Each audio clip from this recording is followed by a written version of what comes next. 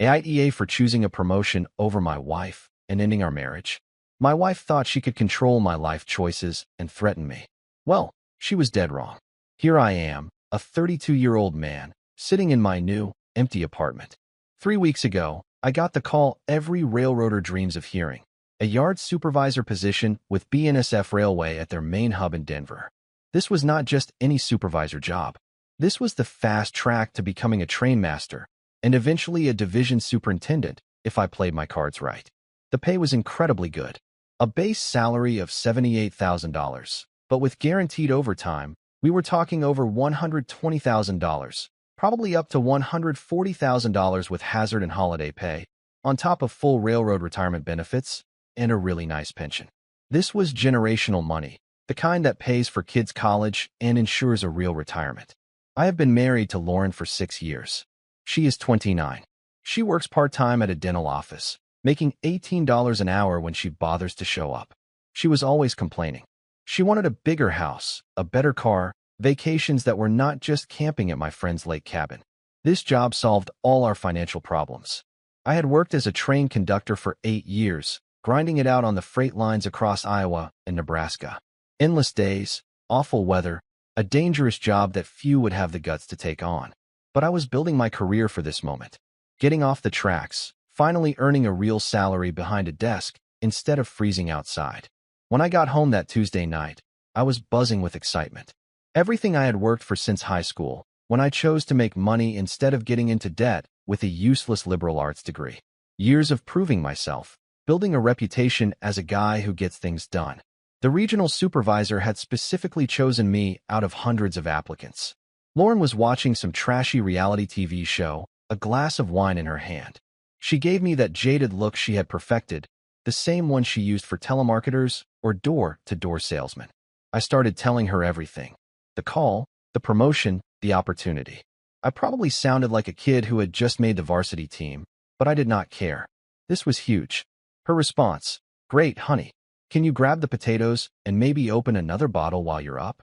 She did not even mute the TV, did not put down her glass, did not even pretend to be interested in the biggest moment of my career. I just stood there, trying to process if she had actually heard me.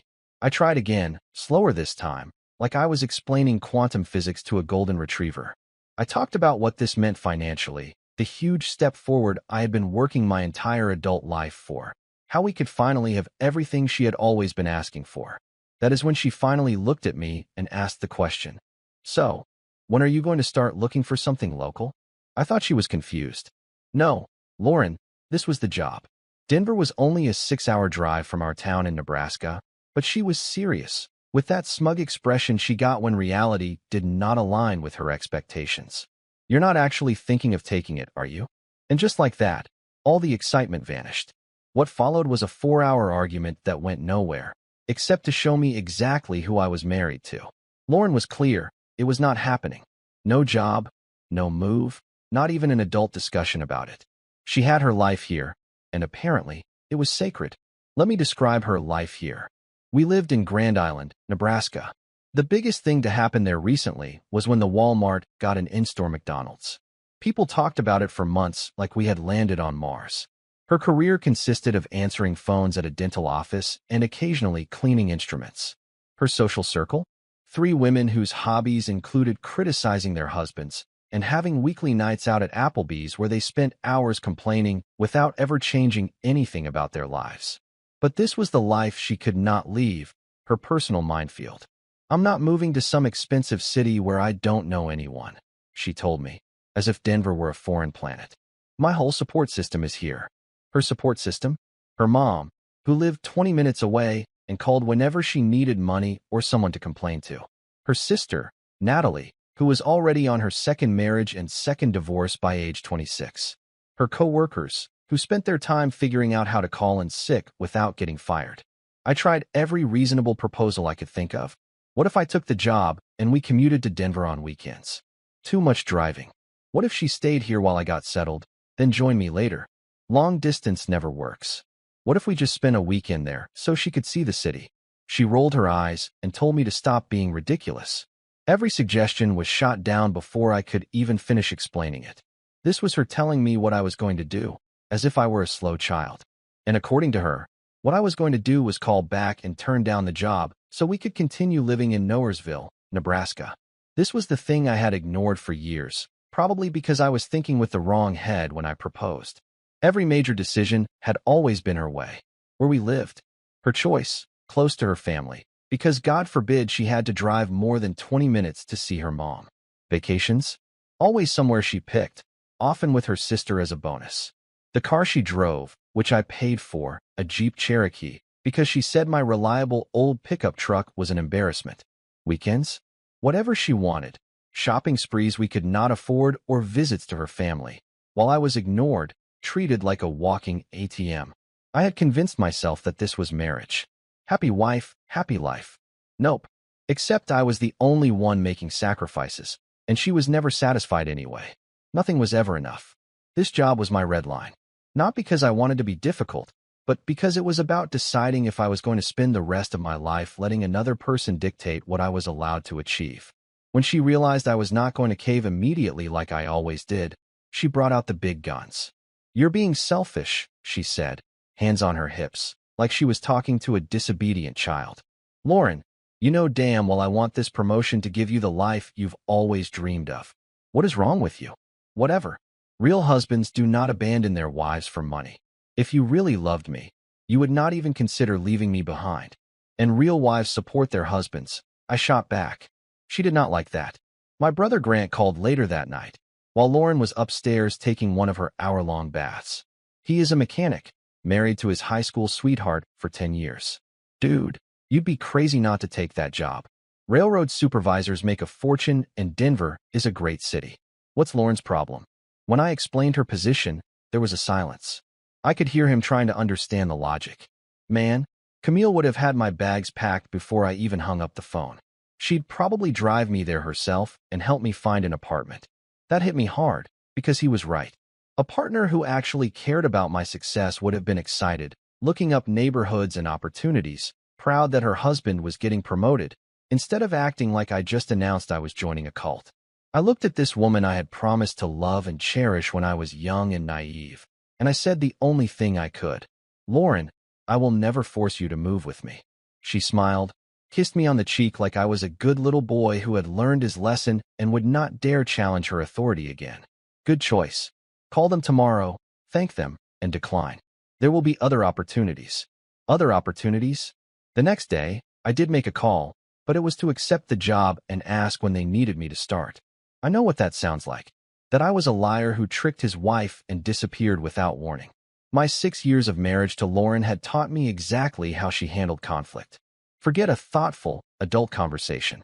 Think more along the lines of a complete, dramatic, supersized meltdown. If she had known I was planning to take that job, she would have turned those 2 weeks into a living hell. Screaming matches audible from space, involving her entire family, probably showing up at my job to cry about being abandoned. I had seen the playbook before when Natalie got divorced. Lauren turned into a one-woman psychological warfare unit, specializing in making life miserable for everyone within a 50-mile radius. So, I kept my mouth shut and started planning my exit in silence. The first thing I did was talk to my buddy Connor from work. Connor has been divorced twice, so he knows how to protect yourself financially. We went for a beer after our shift, and I laid out the situation. "Dude, you have to document everything before you do anything," he told me. "Bank statements, asset lists, pictures of what's yours and what's hers.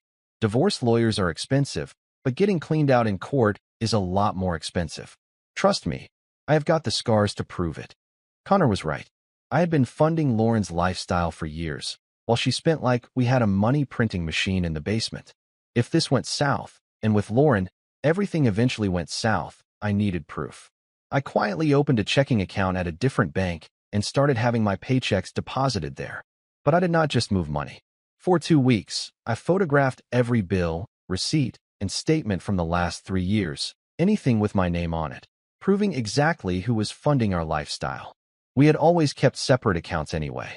Lauren did not want me looking over her spending, which made a certain kind of sense, given that her idea of financial management was to buy whatever caught her eye. The company was incredibly generous with relocation. All moving expenses covered, temporary housing paid for a month, and help finding a permanent place. All I needed was to give them a start date. I picked a Monday, the day Lauren was scheduled to spend at her sister's for their girls' day. Separating 6 years of marriage was strange. I made detailed lists: what was mine, what was hers, and what was shared. I was more than fair, probably too fair, but I wanted to sleep at night knowing I had not left her high and dry, even after years of being financially and emotionally drained myself. The living room furniture we bought together? I left it. The bedroom set I had paid for, but we both used? Left it. The 60-inch TV I bought for football season? Left it. I took my clothes, my tools, my fishing gear, my personal effects, and my paid-off pickup truck that was in my name. Everything else could stay with her. The hardest part was writing the letter. How do you explain to someone you were married to for 6 years that you are just going to be gone? After about 15 drafts, I wrote that I had taken the job, that I was keeping my promise not to force her to move, that the rent was paid through the end of the month, and that I had started legal separation proceedings to protect both our finances. I left the letter on the kitchen counter with my house key, a check for $3,000 for her expenses, and the card for a reputable divorce lawyer, not mine, but someone who could represent her fairly. Even angry, I did not leave her completely without resources.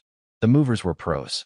They showed up at 8 a.m. sharp, had all my stuff packed, and loaded in 4 hours. I had marked what they were supposed to take with blue tape. Standing in that house for the last time, looking at the empty spaces where my things used to be, I felt something I did not expect: relief. For the first time in years, and it felt amazing. My phone started blowing up around 3 p.m. that Monday, right about the time Lauren would have gotten home from her sister's and found half the furniture gone, with a legal separation notice sitting on the kitchen counter. I was at a truck stop just outside Denver, watching the notifications pile up. What is going on? Where are you? Call me right now. You coward. Answer this phone. This is not legal. You cannot just take my stuff. Her stuff? Everything was hers when it suited her, but the bills were never her responsibility. The calls came in waves, each one probably more unhinged than the last. With every ring, I could picture her pacing like a caged animal, trying to find a new thing to blame me for. I let it all go to voicemail. After about 30 missed calls in 2 hours, I sent a single text. I told you I would not make you move. The lawyer will be in touch about the separation papers. The rent is paid for the month. Good luck. Then I blocked her number. That should have been the end of it, but it was not. My first day at the new job was everything I had hoped for. The rail yard was huge, well organized, and run by people who actually knew what they were doing. My new boss, Raymond, was a 25-year veteran of the railroad. He had started as a conductor, just like me, so he understood the job. Over lunch, he sketched out a career path that could have me making well into 6 figures within 2 years, provided I kept up my discipline and work ethic. You know, supervisors are hard to come by, Raymond said. You came recommended by people I trust. So do not make me look like an idiot. I will not, sir. Thank you for the opportunity. Save the sir for the corporate guys. I am Raymond. Now, go home and get some rest. Tomorrow, we start for real. The temporary housing was simple but clean, and for the first time in years, I could watch whatever I wanted without someone complaining that sports were boring. But trouble was waiting for me that night, because Lauren had found a way around her blocked number. My mom called first, and I could tell from her voice that she had been drafted into Team Lauren. Ethan, Lauren is hysterical. Natalie called me crying, saying you abandoned both of them. What is going on?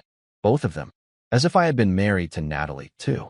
Mom, I got promoted to railroad supervisor in Denver. Lauren refused to consider moving, so I took the job anyway. Well, you cannot just leave your wife behind, Ethan. That is not how a marriage works. Oh, right.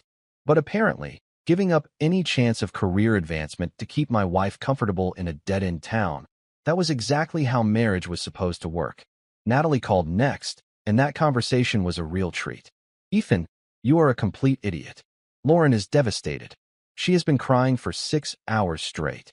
Natalie, I offered her every compromise I could think of. She rejected all of them. Who is being irrational? You cannot expect her to just uproot her entire life because of your job, can you?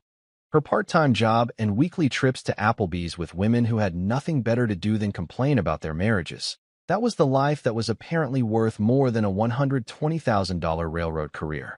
You are the husband, Ethan. It is your obligation to take care of her. I hung up. Connor called around 9 p.m. with a warning that made my day both better and worse.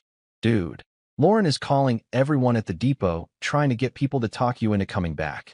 She told Joe you had some kind of mental breakdown and made an irrational decision. She is also telling people you cleaned out your joint savings account and left her with nothing. We never had a joint savings account. What I had was a personal account where I had been putting money away for 3 years, while she spent every penny on clothes, restaurants, and alcohol. But Lauren never let facts get in the way of a good victim story. Oh, and she asked me for your new address. Said she had to send you some important documents. Do not you dare give it to her. Relax, man.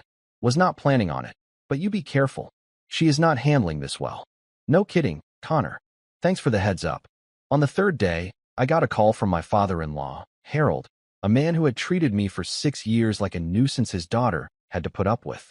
Ethan, what you did is unforgivable. You have destroyed my daughter. The woman was 29 years old, had a job, and a paid-for home. Harold, I accepted a promotion. Lauren chose not to support that decision. Support? You expected her to give all this up because of your selfishness?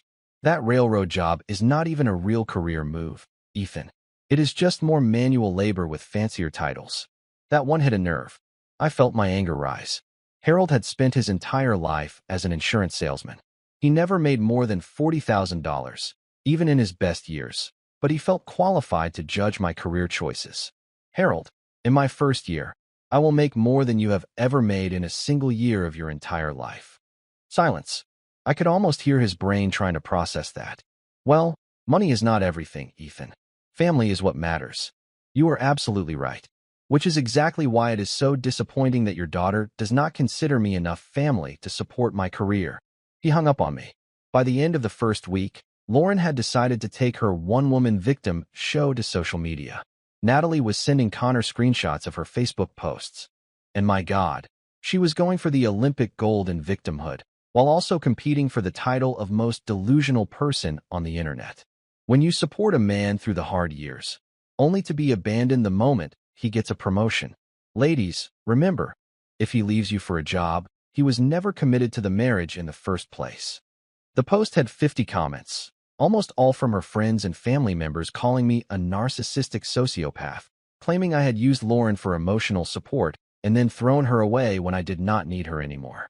These were people who had known me for years, had been in our home, but apparently Lauren's victim narrative was more compelling than their own memories of me, because people love drama more than truth. Then came the photo posts. Pictures of our empty bedroom with the caption, "This is what 'till death do us part' means to some people. 6 years thrown away because money matters more than love." A picture of her in tears with the caption, "When you realize 6 years meant nothing to the person you thought you'd grow old with." And my personal favorite, "If anyone knows a good divorce lawyer who works on commission, send me a message." Also taking recommendations for a private investigator, because something about this job offer feels fishy. The delusion had already reached a level worthy of a psychological study. Connor forwarded me a screenshot from the local railroaders Facebook group, where Natalie had posted on Lauren's behalf. My sister's husband just abandoned her for a fake supervisor job in Denver. Can anyone confirm if BNSF is actually hiring this way, or if this is a scam? We are starting to think he has a mistress. He made this whole thing up to cover for it. A made-up job. An affair. Interesting. They were so committed to their version of me as the bad guy that they could not admit Lauren had just acted like a spoiled brat. 3 people from the Railroaders group went to Connor to confirm that yes, BNSF does hire supervisors, and no, it was not a scam. But facts no longer mattered. The most absurd development came when I got a Facebook message from Lauren's cousin, Evelyn, who I had probably met twice in 6 years, which of course made her an absolute expert on this situation. "Ethan, I think you should know that Lauren is planning on driving to Denver to sort this out with you. She has been talking about getting a hotel room and staying until you come to your senses. I thought you deserved a heads up because honestly, she is not acting rationally." Great. Now I had to worry about her showing up at my job or my apartment, creating a scene that would probably end up on YouTube with the title, "Crazy Wife Confronts Husband at Rail Yard. Goes Wrong." I forwarded the message to Raymond and explained the situation, hoping he would not be worried about the drama at work. "Look, Ethan," he said when I knocked on his office door. "I could tell you not to worry, but you seem like a guy who thinks ahead. So let's think ahead. He grabbed a notepad and started writing. Security already knows about your situation. If she shows up, they will handle it professionally, but firmly. I am documenting this conversation so we have a record if we need it later. And here is the number for our employee assistance program. They deal with this kind of thing more than you would think. Then he looked up from his notes. You came here to work, and you are doing a great job. Do not let personal drama derail that. Smart men prepare for the problem before it happens. That night, I got a call from Grant that was both hilarious and disturbing. Dude, Lauren showed up at Mom's house today with a full PowerPoint presentation on why you were making a mistake. She even had pie charts and everything to show how much more expensive life is in Denver than in Nebraska. Pie charts. She had actually made pie charts. Mom was polite, but told me later that Lauren seemed genuinely unhinged. She kept repeating that you'd had some kind of personality change, and the real Ethan would never have abandoned his family. She even asked if Mom thought you might be on drugs. The same guy who had spent 6 years putting Lauren's comfort above his own ambitions, working overtime to pay for her shopping and drinking habits without ever asking her to sacrifice a single thing for him or their future. Yeah, that Ethan was gone, and good riddance. Oh, and she had left a folder full of printed evidence at my mom's. Evidence that I had been planning this for months. Mom threw it all out, but told me it was just screenshots of me looking at apartments and job postings in Denver. Lauren had completely lost her grip and was now sightseeing in the city of crazy. 3 weeks into my new job, I was leaving the rail yard around 6 p.m. when I saw her. Lauren was standing by my pickup truck in the employee parking lot. Her hair was done up like she was going to prom, makeup visible from space, a ridiculously fancy and way too tight dress. This was her plan to win back her husband. It was both pathetic and terrifying. "We need to talk," she said, as if she had the right to demand my time. "No, we do not. How did you even get in here?" I told security I was your wife, and it was a family emergency. They were very nice after I started crying. Of course they were. "Lauren, this is my place of work. You cannot just show up uninvited. I am still your wife, Ethan. I have rights. Rights to stalk me at my job and create scenes in front of my new coworkers. Against my better judgment, and believe me, it was very much against it. I agreed to go for coffee at a gas station down the road. But before we left, I sent Connor a text. Lauren showed up at work, grabbing coffee at the Shell on 5th. If you do not hear from me in 2 hours, call the cops. Partly because I did not want to cause a scene at my new job, but mostly because I had learned what was the best way to handle Lauren's drama. The conversation was a fascinating exercise in complete denial of reality, like watching someone try to convince you the sky is green and the earth is flat.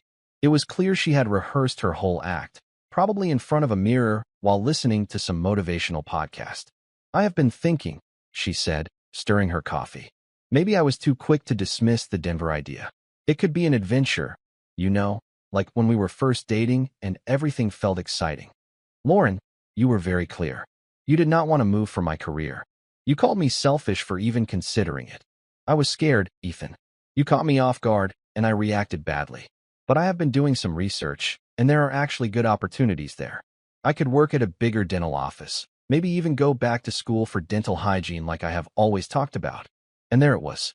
She had run the numbers on my new salary and had finally figured out what kind of life it could provide. The great opportunities suddenly became appealing once she knew I would now be making 6 figures instead of just talking about it. "That is great, Lauren, but we are separated. I have filed the papers." Her face went through about 6 different emotions in 2 seconds before settling on that wounded expression she had perfected over the years. "Separated, Ethan? People do not just get separated over a disagreement about a job. Marriage is about working through problems together. You did not want to work through anything. You wanted me to stay stuck in Nebraska just so you would not have to leave your comfort zone." That is when she dropped the bombshell that explained everything about the last 6 years and probably saved me from wasting 60 more. "I was testing you, Ethan. I wanted to see if you would choose me over the money, if you really loved me enough to sacrifice your career for our marriage." 6 years of marriage, and she was still playing high school games like we were teenagers. When I did not give in to her ultimatum, like I always had before, her world fell apart. "Lauren, adults do not test each other. They support each other. They communicate." What followed was 20 minutes of her trying every manipulation tactic in the book. I had seen them all before, So I just leaned back and let her perform her one-woman show while I drank my coffee. First came the guilt. I supported you through everything, Ethan. I was there when you were just a conductor making $45,000, working terrible hours and coming home exhausted. I could have left you then, but I did not. I just nodded. You are right. Those were tough years. Then came the anger. You are just like every other man. The second you start making real money, you forget about the woman who was by your side. You probably already have some other woman in Denver lined up to replace me. I stayed calm. I understand you are angry, but personal attacks are not going to help us solve anything. The bargaining came next. We can try long distance for a while, see if it works. That one was good. I had been the one asking for space. Now she wanted space, after 6 years of making sure I never made a decision without her approval. When none of that worked, she moved on to victimhood. Do you have any idea what this has done to my reputation? The whole town knows you left me. I cannot even go to the grocery store without people whispering. My own mother asked me what I did to push you away, as if it were some mystery instead of the obvious outcome of years of toxicity and lack of support. Finally, when all else failed, she dropped the nuclear option, the one I had been waiting for since she first showed up. Fine.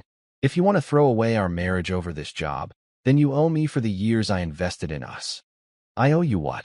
A pension, alimony, whatever you want to call it. I gave 6 years of my life to this marriage. I could have been building my own career, dating other people, traveling, living my life. I supported your career by working part-time and spending every cent I made. I want half your retirement, half your railroad benefits, and $2,000 a month until I remarry. I pulled out my phone and opened a folder labeled Financial Records. I scrolled through bank statements, payment histories, tax documents, all neatly organized and dated.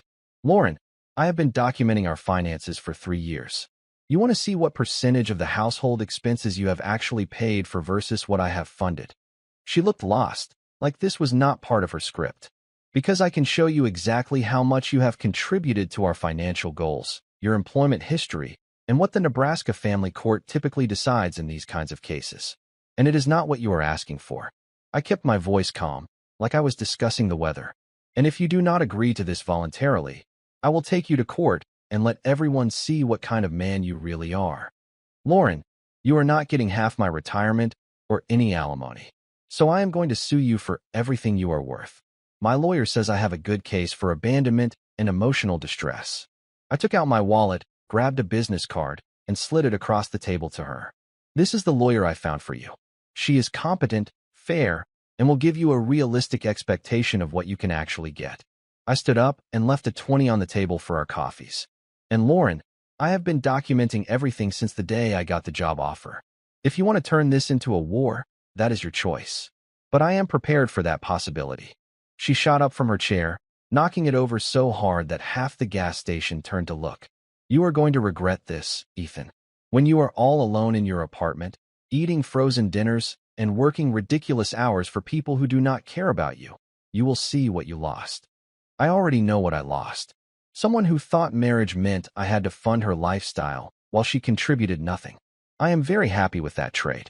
She stormed out, but not before trying one last manipulation.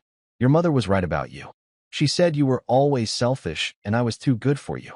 My mother, the woman who taught me the value of hard work and self-reliance.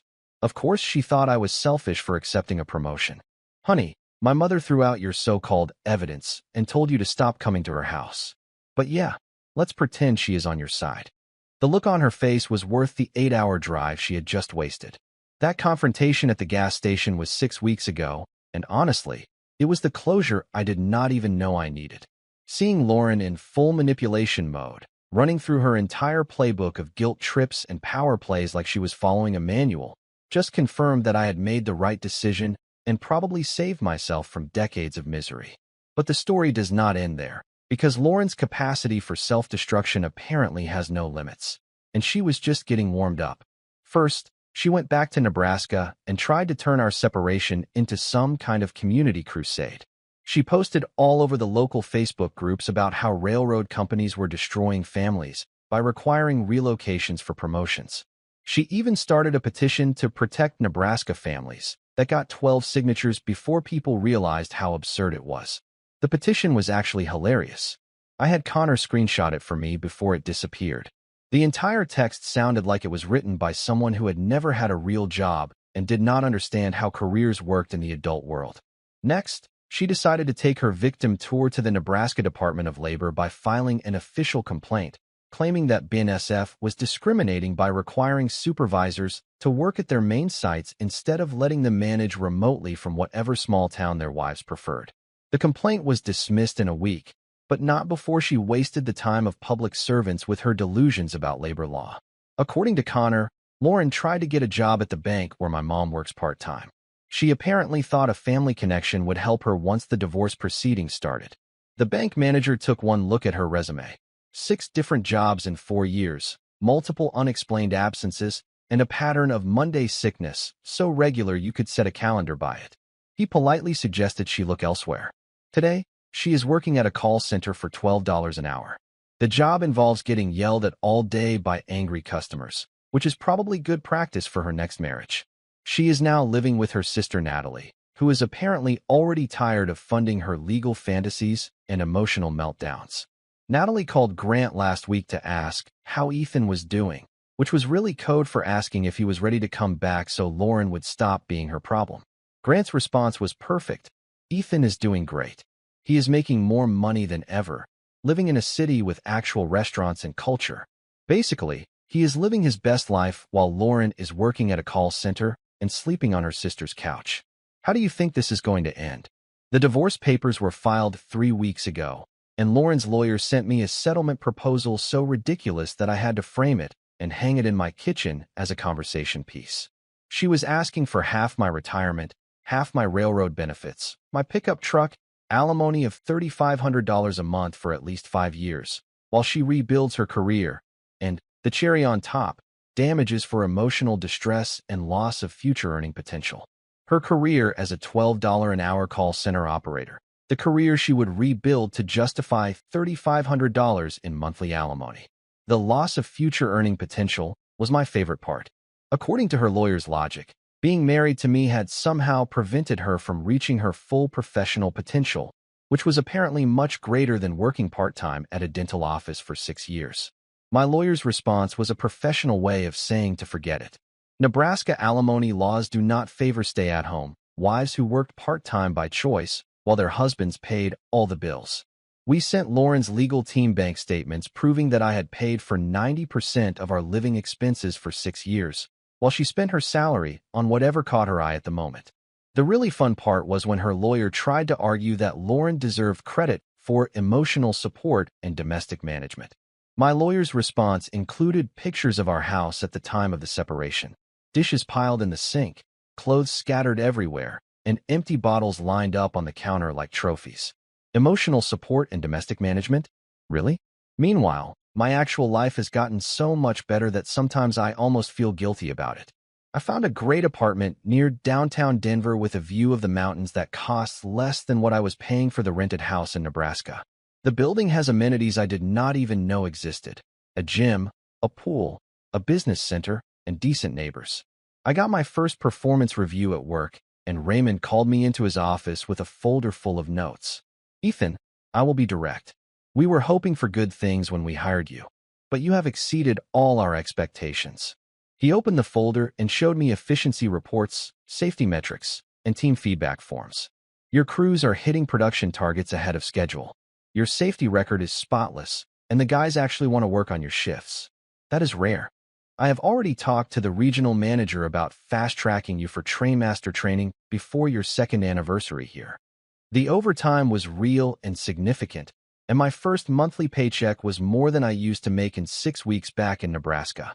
But more than the money, I was finally in a place that recognized competence and rewarded performance, instead of just expecting my gratitude for having a job. I have also started dating someone. Her name is Lillian. She is a dispatcher for the company. When I told her about my promotion, her response was, "That is amazing. Denver is a great city. You must be excited for all the opportunities here." She actually has her own career goals, her own life, which means she does not need me to be her entire entertainment system and financial support system. The funniest part came last week, when my mom called with news from the old neighborhood. "Ethan, I ran into Lauren at the grocery store yesterday. She looked awful. She tried to corner me in the produce section to tell me how you had abandoned your responsibilities as a husband. And what did you tell her, Mom? I told her that if she ever came to my house again, I would call the police and have her arrested. I love my mom. Oh, and she asked me if I thought you would be willing to get back together with Lauren if she apologized and promised to move to Denver.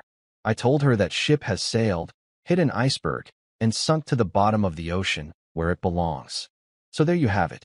And here is what 6 years of marriage to Lauren taught me. When someone shows you who they really are, believe them the first time. When a person thinks love means control and manipulation, choose your freedom. Do not waste your time, guys.